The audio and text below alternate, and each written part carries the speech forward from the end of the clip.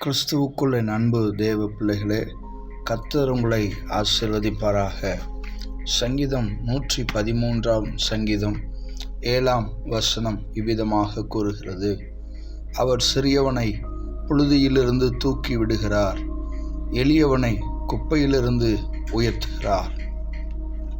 மனிதர்களின் பார்வையிலே வயதிலே சிறியவர்கள் போல காணப்படுவதினால் உங்களை புழுதியைப் போல தூக்கி எறிந்து விடலாம்.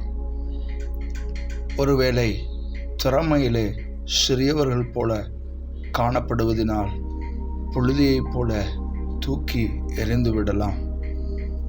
சில நேரங்களிலே மனிதர்களுடைய பார்வையிலே எளியவர்கள் போன்று நம்முடைய தோற்றம், நம்முடைய சூழ்நிலை காணப்படுமாயின் நம்மை குப்பையை போன்று ஒதுக்கிவிடலாம்.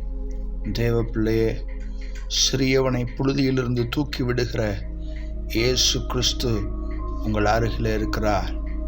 அவர் எளியவனை குப்பையிலிருந்து உயர்த்தி பிரபுக்களோடும் ராஜாக்களோடும் அமர வைக்கிற சர்வ வல்லமையுள்ள தேவன்.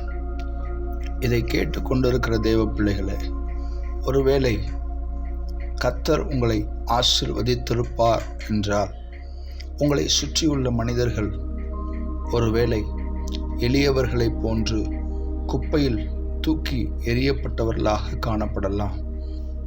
தேவ பிள்ளைகளே, உங்களை கர்த்தர் ராஜாக்களாக இந்த பூமியில் வைத்திருக்கிறார்.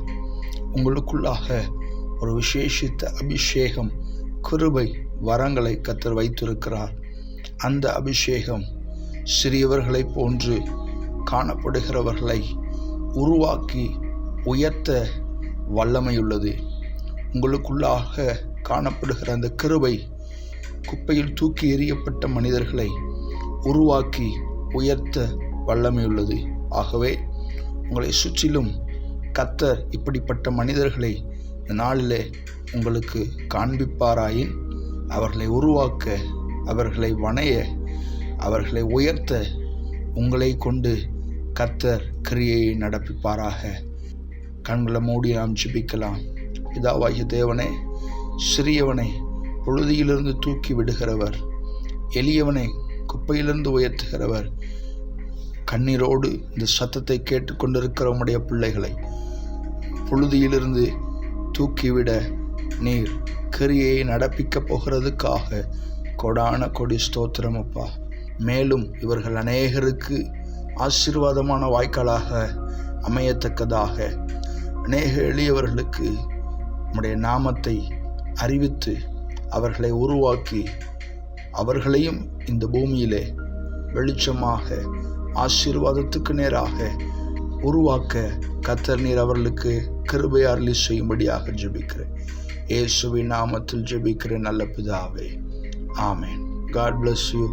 கர்த்தர் உங்களை ஆசீர்வதிப்பாராக.